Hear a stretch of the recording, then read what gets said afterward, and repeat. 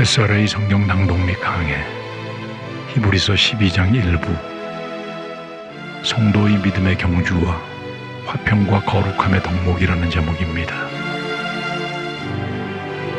히브리서 12장 1절부터 17절까지 낭독합니다. 이러므로 우리에게 구름같이 둘러싼 허다한 증인들이 있으니 모든 무거운 것과 얽매이기 쉬운 죄를 벗어버리고 인내로서 우리 앞에 당한 경주를 경주하며 믿음의 주요 또 온전케 하시는 이인 예수를 바라보자. 저는 그 앞에 있는 즐거움을 위하여 십자가를 참으사 부끄러움을 개의치 아니하시더니 하나님 보좌 우편에 앉으셨느니라. 너희가 피곤하여 낙심치 않기 위하여 죄인들의 이같이 자기에게 거역한 일을 참으신 자를 생각하라.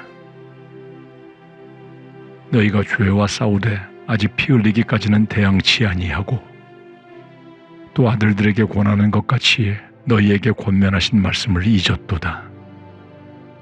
일러스되 내 아들아 주의 징계하심을 경히 여기지 말며 그에게 꾸지람을 받을 때에 낙심하지 말라. 주께서 그 사랑하시는 자를 징계하시고 그의 받으시는 아들마다 채찍질 하심이니라 하였으니 너희가 참음은 징계를 받기 위함이라. 하나님이 아들과 같이 너희를 대우하시나니 어찌 아비가 징계하지 않는 아들이 있으리요. 징계는 다 받는 것이거늘 너희에게 없으면 사생자요 참 아들이 아니니라. 또 우리 육체의 아버지가 우리를 징계하여도 공경하였거든 하물며 모든 영의 아버지께 더욱 복종하여 살려 하지 않겠느냐.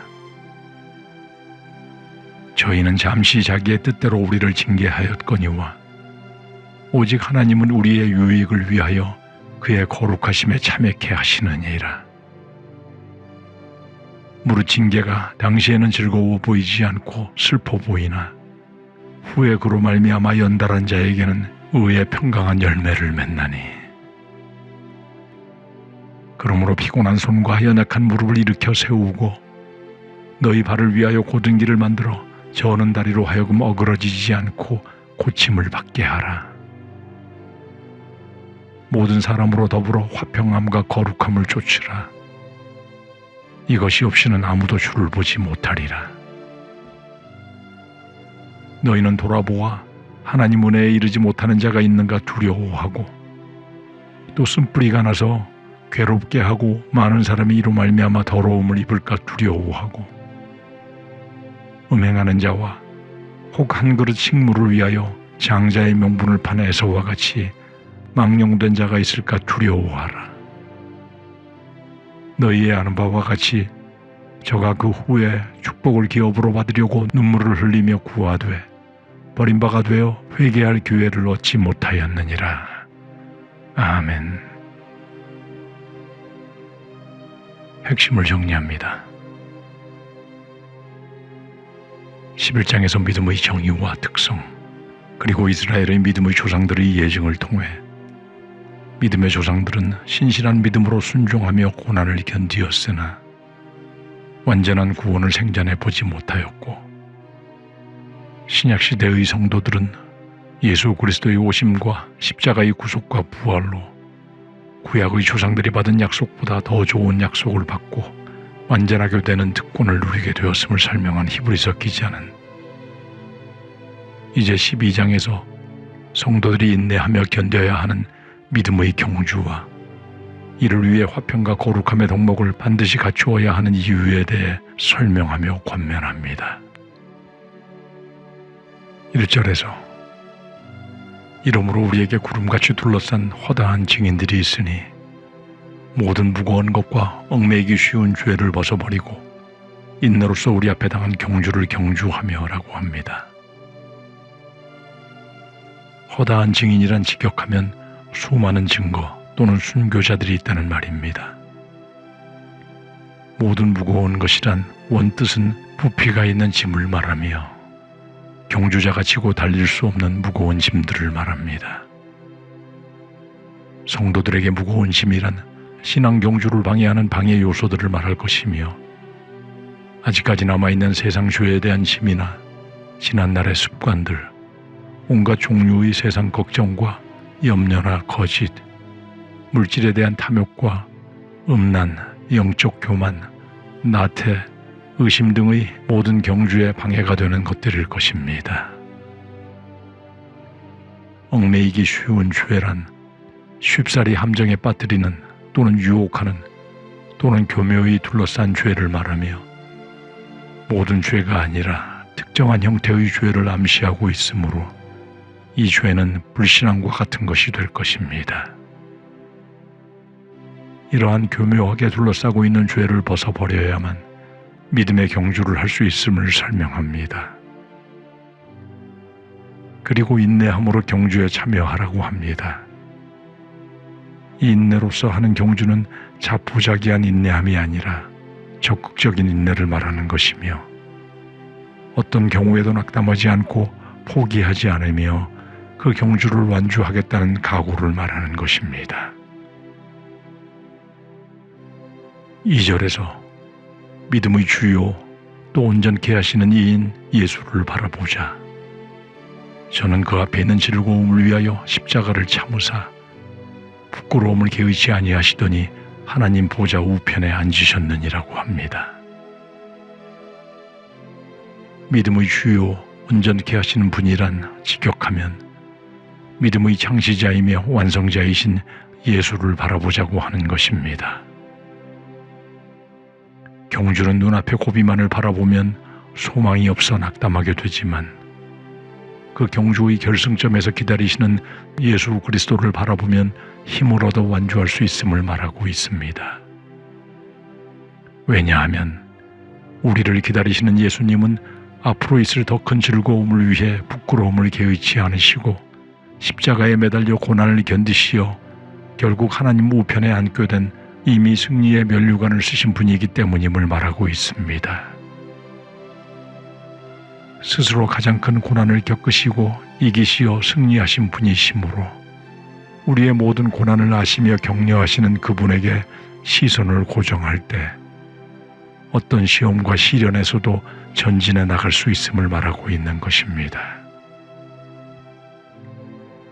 만일 성도들이 믿음 없이도 형통하게 살아가는 세상 사람들을 주목한다면 그는 곧 바른 길에서 이탈하게 될 것이며 결국 목적지에 도달하지 못하게 될 것임을 깨닫게 하고 있는 것입니다. 3절에서 너희가 피곤하여 낙심치 않기 위하여 죄인들의 이같이 자기에게 거역한 일을 참으신 자를 생각하라고 합니다.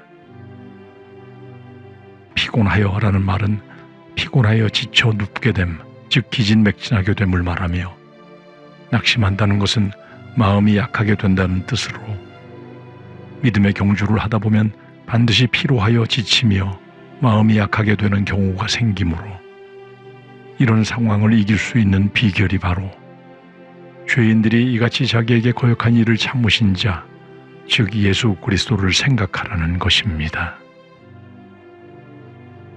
죄인들이 거역한 일은 예수님의 권위를 부정하고 대적하며 채찍과 가시면류관으로 조롱하고 결국 노골적인 증오와 적대감으로 십자가에 매달리게 한 죄인들에 대해 예수 그리스도가 어떻게 참고 견디며 관용하였는가를 반복해서 생각하라는 것입니다.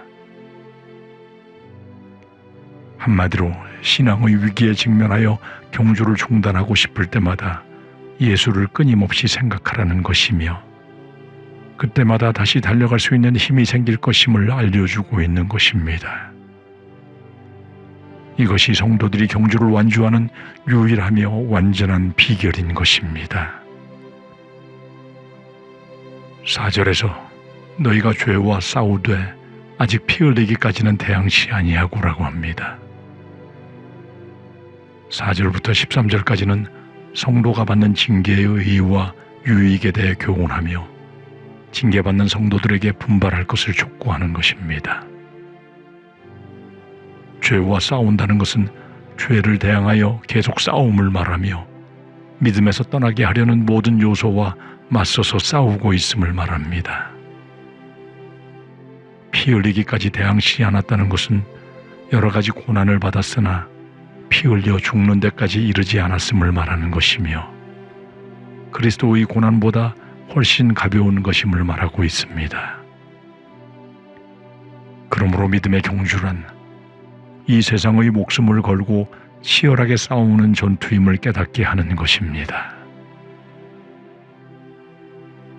5절과 6절에서 또 아들들에게 권하는 것 같이 너희에게 권면하신 말씀을 잊었도다.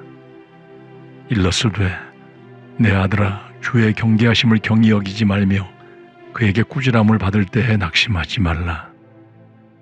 주께서 그 사랑하시는 자를 징계하시고 그의 받으시는 아들마다 채찍질 하심이니라 하였으니 라고 합니다.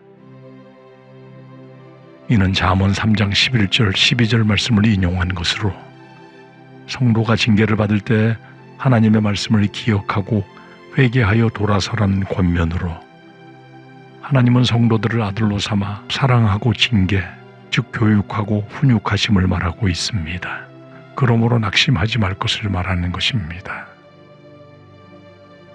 욥기 5장 17절에 하나님께 징계받는 자에게 복이 있나니 너는 전능자의 경책을 업신여기지 말지니라는 말씀과 상통한 것입니다.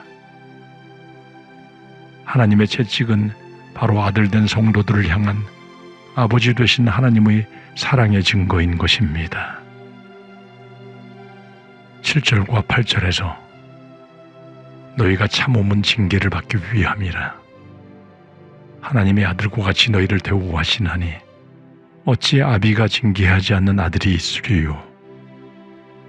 징계는 다 받는 것이거늘 너희에게 없으면 사생자요 참아들이 아니니라고 합니다.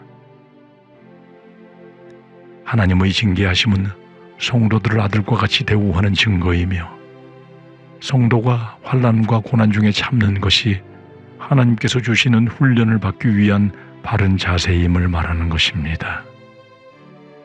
즉 고난을 하나님 아버지께서 주시는 훈련이라 생각하고 참아내라고 권하는 것입니다. 그리고 만일 이 하나님의 징계, 즉 훈육이 없다면 아버지와 아들과의 관계가 이루어지지 않은 것이며 하나님의 나라를 상속할 위치에 있지 않음을 말하는 것이므로, 하나님 나라를 상속받는 아들이 되기 위해서는 반드시 하나님의 훈육을 받고 견디어야 함을 가르치고 있는 것입니다. 9절과 10절에서 또 우리 육체의 아버지가 우리를 징계하여도 공경하였거든 하물며 모든 영의 아버지께 더욱 복종하여 살려 하지 않겠느냐. 저희는 잠시 자기의 뜻대로 우리를 징계하였거니와 오직 하나님은 우리의 유익을 위하여 그의 거룩하심에 참여케 하시느니라고 합니다. 더 나아가 자기 생각대로 훈육하는 육신의 아버지에 대해서도 그 훈육에 공경해야 하는데, 하물며 모든 영들의 아버지이신 하나님께서 성도들의 유익을 위하여 하나님의 거룩함에 참여하게 하기 위해 하시는 훈육에 더욱 순종해야 하지 않겠느냐며 반드시 인내로 견뎌야 함을 권면하고 있는 것입니다. 하나님께서 주시는 징계의 목적이 바로 하늘의 상속자가 되기 위한 성도들의 성화임을 깨닫게 하는 것입니다. 11절에서 무릇 징계가 당시에는 즐거워 보이지 않고 슬퍼 보이나 후에 그로 말미암아 연달한 자에게는 의의 평강한 열매를 맺나니 라고 합니다. 앞절에서 하나님의 징계의 목적은 성도들의 성화이며, 이 징계의 결과는 의의 평강의 열매, 즉 의로운 평안의 열매를 맺음을 말합니다. 이는 욥기 23장 10절에 나의 가는 길을 오직 그가 아시나니 그가 나를 단련하신 후에는 내가 정금같이 나오리라는 말씀과 같은 것이며, 성도의 삶은 성화의 훈련을 통해 의로운 평강의 열매를 맺는 훈련 과정인 것입니다. 12, 13절에서 그러므로 피곤한 손과 연약한 무릎을 일으켜 세우고 너희 발을 위하여 곧은 길을 만들어 저는 다리로 하여금 어그러지지 않고 고침을 받게 하라고 합니다. 이제 12절부터는 성도들의 자세를 강조합니다. 첫째는 피곤한 손과 연약한 무릎을 일으켜 세우라고 합니다. 피곤한 손이란 맥이 풀려버린 손, 즉 지쳐서 힘을 쓸 수 없는 상태를 말하며, 연약한 무릎이란 다리가 후들거리어 불구 상태와 같은 모습을 말합니다. 이는 성도들이 고난으로 인하여 두려움에 사로잡혀 기도의 불구자가 된 것 같은 상태를 말하며, 낙심하지 말고 다시 힘을 내어 일어나 경주의 대열로 돌아가라고 촉구하는 것입니다. 그리고 곧은 길을 만들라고 합니다. 곧다는 것은 발걸음을 위한 평탄한 올바른 길을 만들라는 것으로, 어디서 경주의 길을 이탈했는지 찾아서 회개하고 바로 서기를 촉구하는 것입니다. 그리고 저는 다리, 즉 징계를 받아 불완전하게 된 몸과 같은 자신의 믿음과 순종을 회개를 통해 바로잡아 올바른 길, 즉 올바른 진리의 길에 들어설 것을 권면하고 있는 것입니다. 14절에서 모든 사람으로 더불어 화평함과 거룩함을 쫓으라. 이것이 없이는 아무도 주를 보지 못하리라 합니다.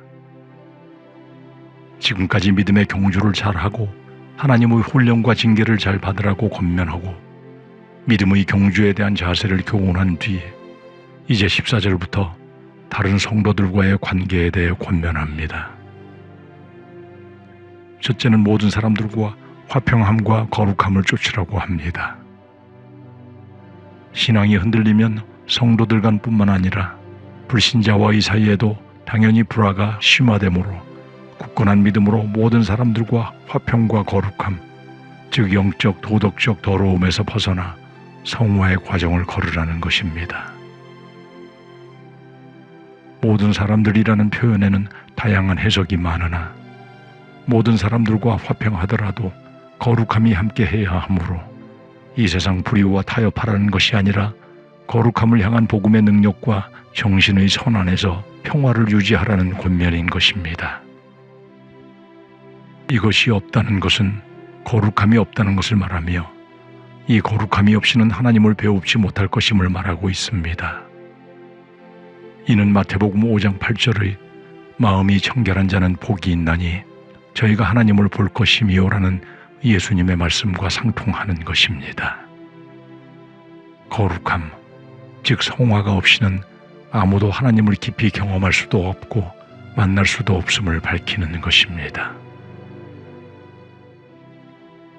15, 16절에서 너희는 돌아보아 하나님 은혜에 이르지 못하는 자가 있는가 두려워하고 또 쓴뿌리가 나서 괴롭게 하고 많은 사람이 이로 말미암아 더러움을 입을까 두려워하고 음행하는 자와 혹 한 그릇 식물을 위하여 장자의 명분을 판 에서와 같이 망령된 자가 있을까 두려워하라고 합니다.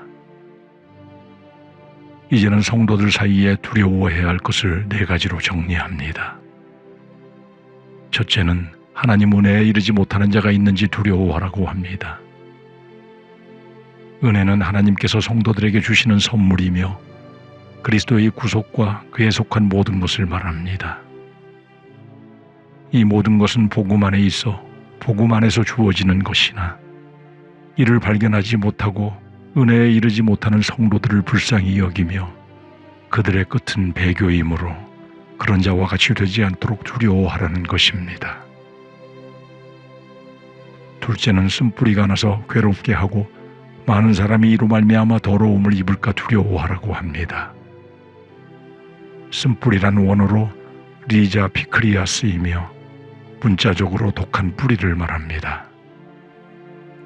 이것은 쓰고 독한 열매를 맺어 주변 사람들에게 막대한 해를 끼치는 사람을 비유적으로 표현하는 말이며 사람들을 괴롭히고 고난을 줄 뿐 아니라 사람들이 신앙에서 떠나도록 선동하는 사람을 표현하는 말입니다. 교회 내에 이런 자가 생기는 것을 두려워하며 주의 깊게 살펴 대처하라는 것입니다. 세 번째로는 음행하는 자를 두려워하라고 합니다. 음행은 모든 성도들이나 지도자들에게 가장 치명적인 유혹으로 회개하여 다시 돌이키기 어려운 죄입니다. 고린도전서 6장 18절의 음행을 피하라. 사람이 범하는 죄마다 몸 밖에 있거니와 음행하는 자는 자기 몸에게 죄를 범하느니라고 하는 말씀과 같이 자기 안에 새겨져 회복하기 힘든 죄가 되는 것이므로 기회를 주지 말고 피하는 것이 가장 좋은 방법임을 가르치고 있는 것입니다. 넷째는 망령된 자가 있을까 두려워하라고 합니다. 망령된 자란 원어가 베벨로스로서 누구라도 가까이 할 수 없는 더러운 자라는 뜻으로 불경건한 사람을 말합니다. 이삭의 장자에서는 고픈 배를 일시적으로 채워줄 한 그릇의 팥죽을 위해 하나님의 축복의 위임장과 같은 장자의 명분을 기꺼이 포기하므로 그의 행동은 마치 무신론자이거나 하나님을 업신여기는 망령된 자였음을 말하는 것이며, 이와 같이 육신의 탐욕과 욕망만을 쫓는 삶은 회개함의 기회를 얻지 못하고 거룩함에 결코 이르지 못하는 망령된 자의 모습이 되어 신앙 공동체를 위협하게 됨을 경고하고 있습니다. 17절에서 너희의 아는 바와 같이 저가 그 후에 축복을 기업으로 받으려고 눈물을 흘리며 구하되 버림받아 되어 회개할 기회를 얻지 못하였느니라고 합니다. 에서는 창세기 27장 34절로부터 40절 말씀에서 일시적인 육신의 욕구 충족을 위해 영원한 장자의 명분을 헌신짝처럼 버림으로 자신에게 돌아올 축복이 동생 야곱에게 넘어갔다는 사실을 안 후 아버지 이삭으로 하여금 그 축복을 돌이키게 하려고 눈물을 흘리며 애원했지만 그 축복을 되돌릴 수 없었음을 상기시키며, 망령된 자들은 자신의 불신앙, 망령됨을 깨닫지 못하므로 회개, 즉 심령을 하나님께로 돌이키지 못하고 오직 이 세상에서 누릴 복만을 구하는 자가 되므로 이런 자들을 두려워하며 조심할 것을 권면하고 있는 것입니다. 우리 모든 성도들은 의의 평강의 열매를 목표로 하나님의 훈육과 징계를 통해 거룩한 성화의 과정을 경주하고 있는 믿음의 경주자들임을 깨닫고, 이 세상의 무거운 짐들은 모두 예수님 앞에 올려드리고 교묘하게 우리를 얽어매어 발걸음을 붙잡는 지난날의 죄성들을 예수 그리스도의 이름으로 모두 끊어내고 끝까지 인내할 각오와 함께 힘차게 믿음의 경주에 임하며,